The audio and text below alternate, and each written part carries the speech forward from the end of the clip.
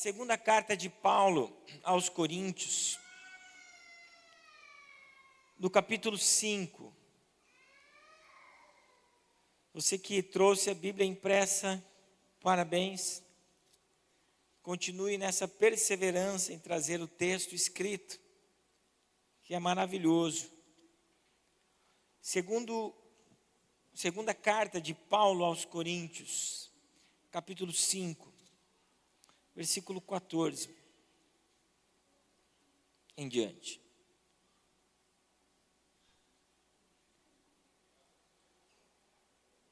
Vamos lá? O texto diz o seguinte: de qualquer forma, o amor de Cristo nos impulsiona,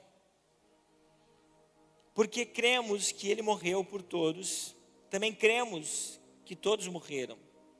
Ele morreu por todos para que os que recebessem a sua nova vida não vivam mais para si mesmos, mas para Cristo, que morreu e ressuscitou por eles. Portanto, não avaliamos mais ninguém do ponto de vista humano.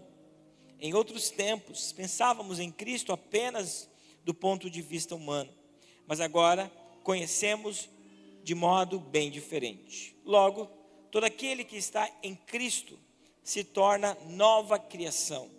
A velha vida acabou e tudo novo teve início.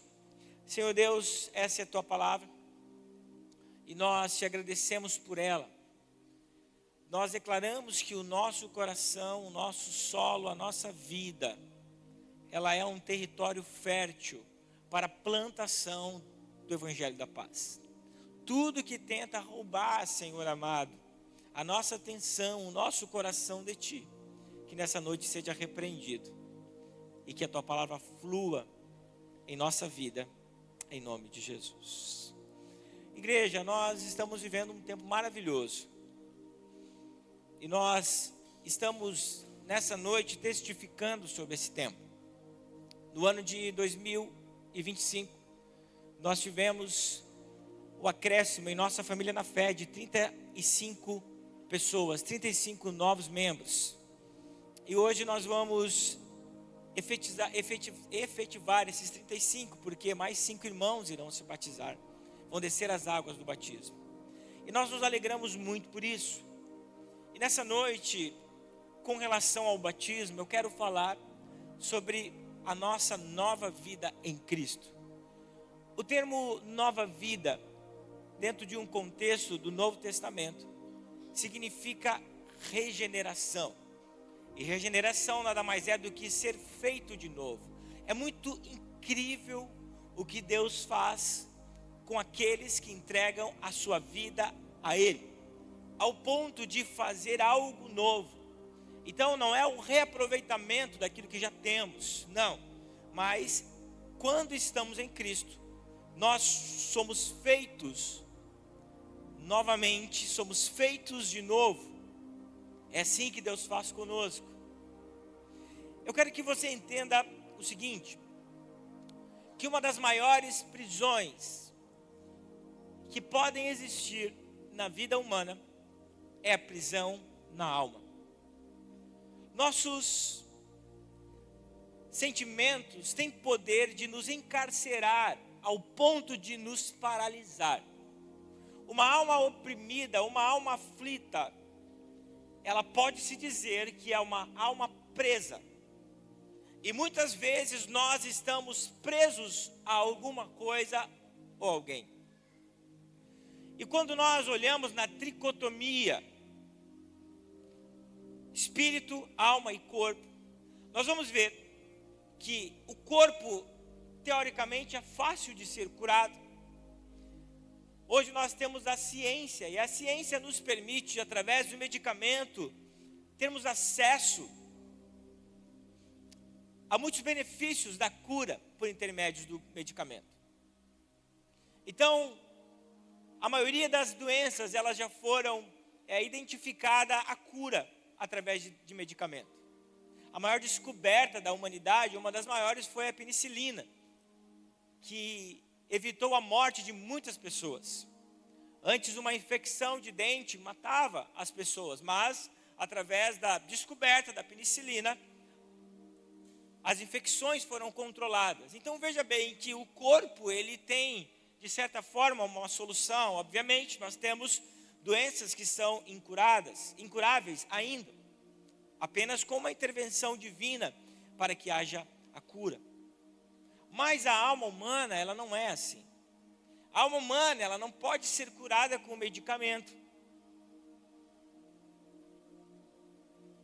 E nós vamos entender que a única forma que nós temos de ter uma cura na alma é por intermédio de Cristo. Nós só teremos a capacidade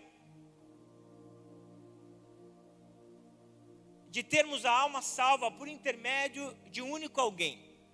E esse alguém é Cristo, Cristo Jesus. O homem, ele não tem a capacidade de salvar a si mesmo, se não for por intermédio de Cristo.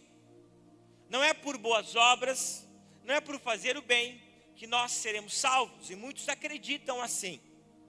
Mas somente há salvação em Cristo, por intermédio de Cristo Jesus. Somente um mediador é aquele que fica no meio. Antes o que estava, ou o que está na vida de muitos, entre Deus e o homem é o pecado. Mas quando nós temos Cristo, Ele nos media. O pecado, ele é bloqueado, ele é anulado, e por intermédio de Cristo nós temos a salvação. Nós temos o direito desse novo nascimento que nós lemos e vamos entender um pouco mais à frente. Só que, meus irmãos, todos nós temos um passado sem Cristo. Ninguém nasce salvo. Ninguém nasce salvo. Todos nós temos um passado sem Cristo. E como nós temos esse passado sem Cristo, ou alguns ainda têm o presente sem Cristo, por não ter aceitado a Cristo como seu Salvador, nós precisamos olhar para a cruz e nos apropriarmos desse sacrifício para que possamos ser salvos, para que possamos ser uma nova criatura. Por isso que Paulo diz que quando alguém está em Cristo, se apropriou do sacrifício de Cristo, aí sim ele tem o direito de se apropriar dessa nova natureza, dessa nova vida em Cristo que somente Jesus traz para todo homem que se achega a Ele. Mas antes de nós falarmos sobre essa natureza, eu quero primeiro falar sobre o homem sem Cristo. E nada melhor do que nós pegarmos como exemplo o escritor da segunda carta aos Coríntios, que é Paulo. E para isso nós vamos ler Atos capítulo 9, do versículo 1 até o 8. Todos nós temos um passado sem Cristo. E isto não vai inferiorizar ninguém, pelo contrário. A palavra de Deus nos fala que onde habitou o pecado, superabundou a graça do Senhor. Então não existe pecado que não é perdoado por intermédio de Cristo. O texto bíblico vai nos dizer o seguinte, falando sobre Paulo, a sua conversão. Enquanto isso, Saulo, motivado pela ânsia de matar os discípulos do Senhor, procurou o sumo sacerdote, pediu cartas para as sinagogas em Damasco, solicitando que cooperassem com a prisão de todos os seguidores do caminho, homens e mulheres, que ali encontrasse para levá-los como prisioneiros a Jerusalém. Quando se aproximava de Damasco, de repente uma luz do céu brilhou ao seu redor.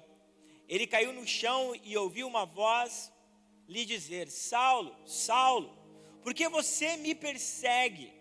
Quem és tu, Senhor? Perguntou Saulo.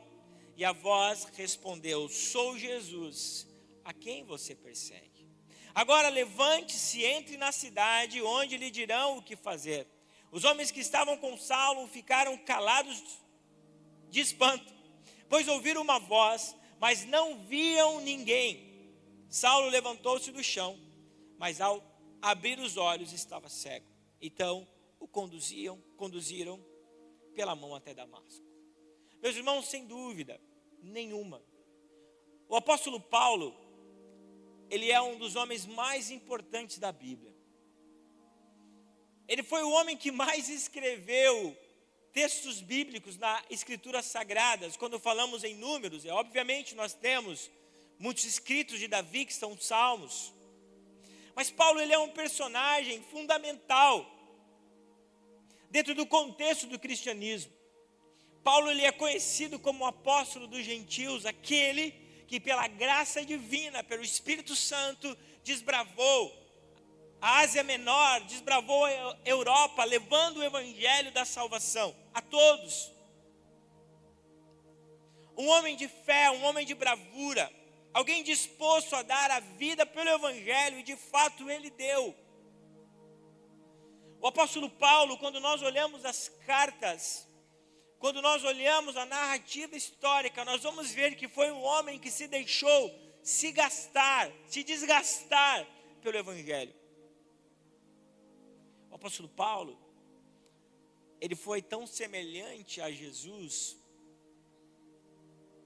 que ele teve a capacidade de falar: me imitem, olhem em mim alguém para vocês imitar, porque eu sou parecido com Cristo, as minhas atitudes refletem a Cristo.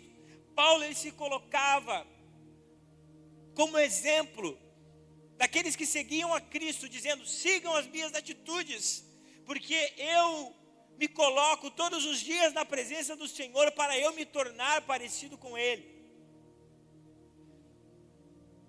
Mas quando nós olhamos isso, nós esquecemos que Paulo teve um passado. E eu quero falar um pouco sobre esse passado, para que você entenda como Deus, ele é misericordioso, como Deus ama o mais terrível pecador, como Jesus, ele é aquele que está disposto a perdoar os mais nojentos e terríveis pecados que possam existir. O passado do homem sem Cristo é lastimável. Eu sempre costumo dizer, meus irmãos, eu reconheço isso, que tudo que é bom, que existe em mim, vem do Senhor. Porque o Marcos sem Cristo é alguém podre, é alguém que deve ter muitos pecados. Mas quando eu estou em Cristo, Ele muda a minha vida, Ele me transforma, Ele me faz outra pessoa. Por isso que quem sabe você está aqui me ouvindo, ou você está em casa, eu quero dizer para você que Deus é aquele que tem a capacidade de mudar o mais terrível e desprezível pecador. A nossa maldade sempre tenta se sobrepor sobre aquilo que é bom em nós. O apóstolo Paulo, antes da sua conversão, ele era o maior perseguidor da igreja de Cristo. Paulo testemunhou, no capítulo 6 de Atos, nós vamos ver a morte de Estevão. Ele foi complacente. Ele viu o primeiro mártir morrendo por Jesus e não fez nada. Eu gosto muito das versões mais anteriores. Por exemplo, Almeida diz que Paulo respirava ameaças de morte. Daí a gente chega um pouco mais perto do texto original. Lucas, quando fala ameaças de morte, o texto no grego vai dizer o seguinte: que Paulo, ele era como um animal feroz, que busca uma presa para tragar. Paulo, ele tinha raiva dos cristãos. Paulo estava indo para Damasco para pegar o maior número de crentes em Cristo possível e colocá-los na prisão e, se possível, condená-los à morte. Esse é o homem sem Cristo, meus irmãos. Esses somos nós quando não temos o fruto do Espírito, não temos a capacidade de dominar aquilo que é mal em nós. Quantos de nós já cometeu algo tão terrível que disse: nossa, eu consegui fazer isso? Sim, quando nós não temos Cristo, o que é mal aflorece na nossa vida. O apóstolo Paulo, ele se descreve no livro de Atos, é Atos mesmo, Atos 29, 26, do 9 ao 11. Paulo diz o seguinte, em sua defesa: eu costumava pensar que era minha obrigação empenhar-me e me opor ao nome de Jesus, o Nazareno. Foi exatamente o que fiz em Jerusalém. Com autorização dos principais sacerdotes, fui responsável pela prisão de muitos dentre o povo santo e votava contra eles quando eram condenados à morte. Muitas vezes providenciei que fossem castigados nas sinagogas, a fim de obrigá-los a blasfemar. Eu me opunha a eles com tanta violência que os perseguia até em cidades estrangeiras. Aquele que nós vemos como um ponto de exemplo a ser seguido, porque seguia Cristo de uma forma tão perfeita, teve um passado lastimável. Assim como Paulo, todos nós temos esse passado sem Cristo. Mas o que nos alivia é que Ele nos tornou justos. A palavra justificação, ele tem um sentido forense. É como se nós estivéssemos em um tribunal e Jesus fosse o nosso advogado, aquele que tem poder de dar a liberdade ou não. Quando nós chegamos a Cristo com os nossos pecados e pedimos perdão deles, Jesus, diante do Pai, Ele nos torna livres, nos torna justificados, nos torna justos. E nós vamos ver à frente que Ele nos torna tão justos ao ponto de apagar por completo o nosso pecado, por completo o nosso passado perante Deus. Todo homem que ele ganha uma sentença, não de condenação, mas de liberdade, por mais que ele tenha feito alguma coisa perante as leis do país, o passado dele não pode ser apagado aqui na terra. O que ele fez. Mas perante Deus é diferente. Todo aquele que se achega a Cristo pede perdão dos seus pecados. O nosso passado é apagado. Nós nos tornamos justificados. Nós nos tornamos perdoados. Sabe, quando Deus ele olha nos céus, e eu orando aqui na terra, Senhor, eu não consigo me desvencilhar da minha mente, dos meus pecados que eu cometi. Deus deve pensar do que o Marcos está falando. Porque eu não me lembro absolutamente nada do que ele fez. Porque o meu filho derramou o seu sangue sobre os seus pecados e já não há mais condenação. E se já não há mais condenação, eu não quero mais saber o que passou. Isso aconteceu com Paulo. Isso aconteceu comigo. Isso pode acontecer com você nessa noite. Agora, de uma forma para contrastar o homem com Cristo.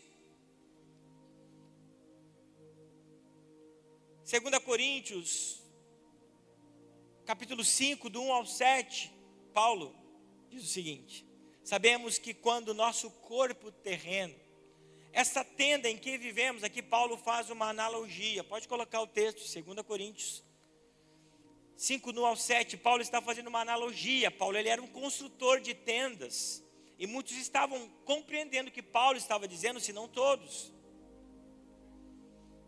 Sabemos que quando o nosso corpo terreno, esta tenda em que vivemos, se desfizer, fala sobre a morte, teremos um corpo eterno, uma casa no céu, feita para nós pelo próprio Deus. Fala sobre a glorificação do nosso corpo, e não por mãos humanas. Na tenda terrena, nesse corpo que nós temos, gememos e desejamos ansiosamente nos vestir com o lar celestial. Então Paulo está falando sobre as aflições que nós passamos nessa tenda terrena. As doenças, as tristezas, as angústias, a morte. Então ele fala que esse corpo aqui que nós temos, ele passa aflição.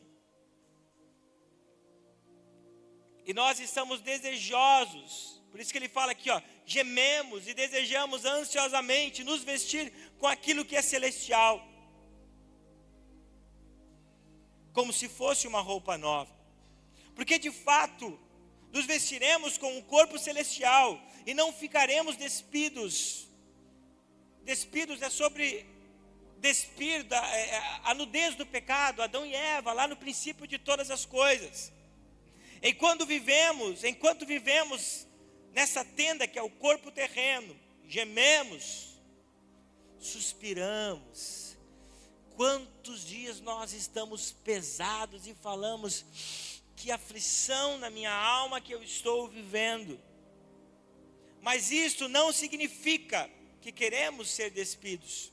Na verdade, queremos nos vestir com o nosso novo corpo, para que esse corpo mortal seja engolido pela vida eterna. Deus nos preparou para isso. E como garantia nos deu o Espírito que nos conduz, o Espírito que nos mostra quando nós estamos equivocados nos nossos caminhos. Portanto, temos sempre a confiança. Apesar de sabermos que, enquanto vivemos nesse corpo, não estamos em nosso lar com o Senhor. Aí o segredo de tudo, meus irmãos. Porque vivemos por fé. Não pelo que vemos. As angústias nos atingem, as aflições, as flechas inflamadas nos atingem, mas nós olhamos para Cristo, olhamos para o Deus sublime, olhamos para o Deus maravilhoso. Paulo possivelmente fala sobre as aflições que ele passava. Antes ele era aquele que afligia os cristãos. Agora existem um monte de homens do qual ele saiu do meio, começam a persegui-lo também. Paulo diz que podia até ser morto. Respirava essas ameaças agora de morte.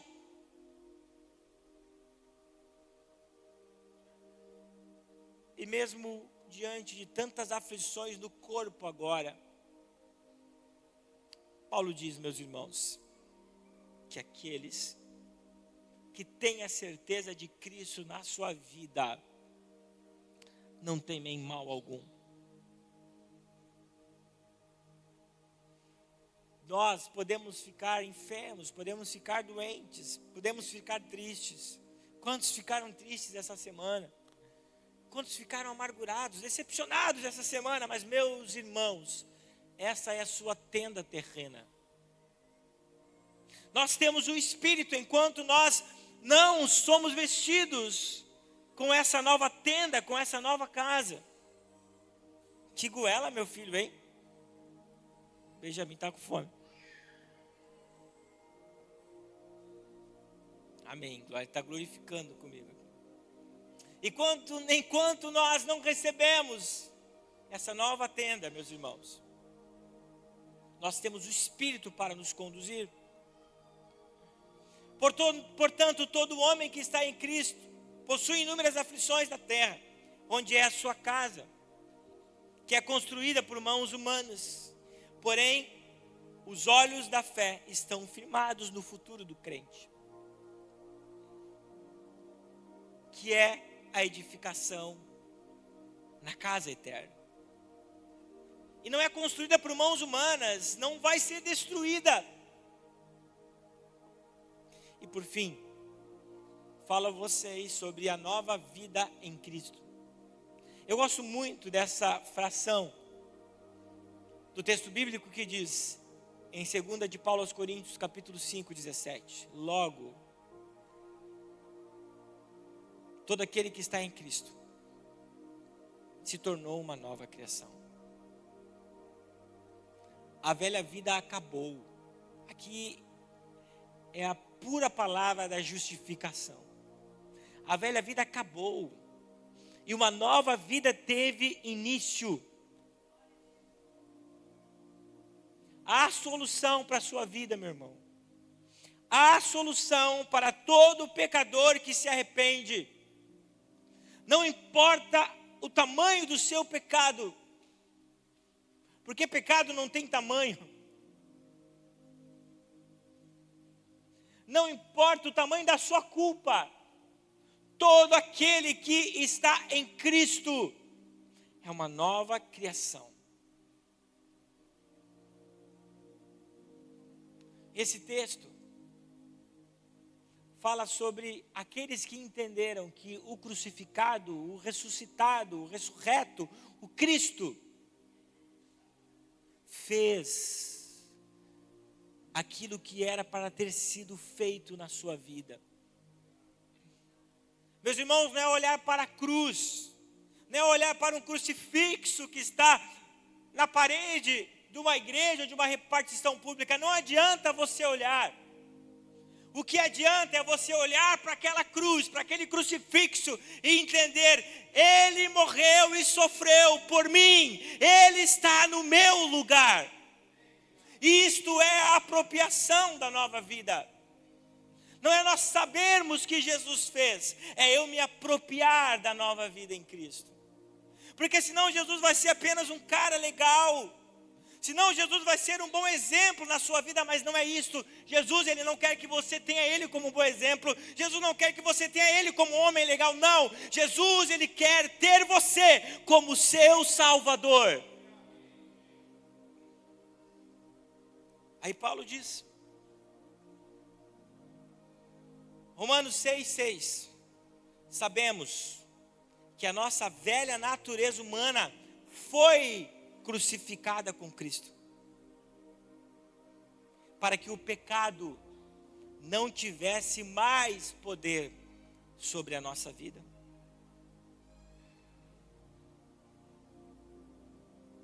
E dele deixamos de ser escravos. Quando nós estamos em Cristo, o pecado que nos escravizava, que nos conduzia, que nos levava, que trazia na nossa vida a satisfação, o desejo de viver para aquilo, não tem mais sentido, porque o pecado nos escravizava. Mas quando nós estamos em Cristo, o poder do pecado é anulado e ele não tem mais poder de nos escravizar, ele não tem mais poder de prender a nossa vida, porque aquele que está em Cristo é uma nova criatura. Meus irmãos, nós não temos a capacidade de vencer o pecado sozinho. Você não tem capacidade de vencer os seus hábitos ruins sozinho. O ministério pode subir. Não tem. Você pode ir no psicólogo, você pode ir no psiquiatra, você pode ir no neurologista, em qualquer lugar. Eles não têm a capacidade. Com o maior respeito eu falo, de ensinar você a vencer o pecado. Pode ensinar você a vencer velhos hábitos, maus hábitos, mas o pecado só pode ser vencido por Cristo Jesus na cruz do Calvário. O pecado só pode ser vencido por intermédio daquele que disse na cruz, antes de dar o último suspiro, tetelestai, está pago. Eu paguei a dívida de morte e de pecado que estava sobre toda a humanidade. Jesus pagou a dívida. Jesus pagou o débito que você tinha, para que você se tornasse uma nova criatura. Essa é a maior e melhor novidade que você poderia receber na sua vida. A melhor coisa que Deus fez na minha vida não foi ter me dado uma esposa maravilhosa e linda. Obviamente que da mesma forma para ela, né? Ter dado a ela esse esposo maravilhoso e lindo. A melhor coisa que Deus fez na nossa vida não foi ter dado Benjamim. A melhor coisa que Deus fez na nossa vida foi ter nos salvado. A melhor coisa que Deus fez na sua vida foi ter te dado perdão eterno, para que você seja uma nova criatura. Portanto, meus irmãos, hoje é dia de nós celebrarmos a nova vida. E se você ainda não tem essa nova vida, eu quero te convidar a aceitar esse Jesus que perdoa os teus pecados. E um dia ter a graça de nós estarmos descendo você também nas águas do batismo. Quem sabe existem pecados que você não tem conseguido dominar, você não vai conseguir, meu irmão. Você pensa que são hábitos, não, são pecados que prendem a sua vida. Jesus, Ele é o único que tem a capacidade de quebrar as algemas do pecado que há em você. E nessa noite eu te convido a ser uma nova criatura. Vamos nos colocar em pé e vamos adorar ao Senhor.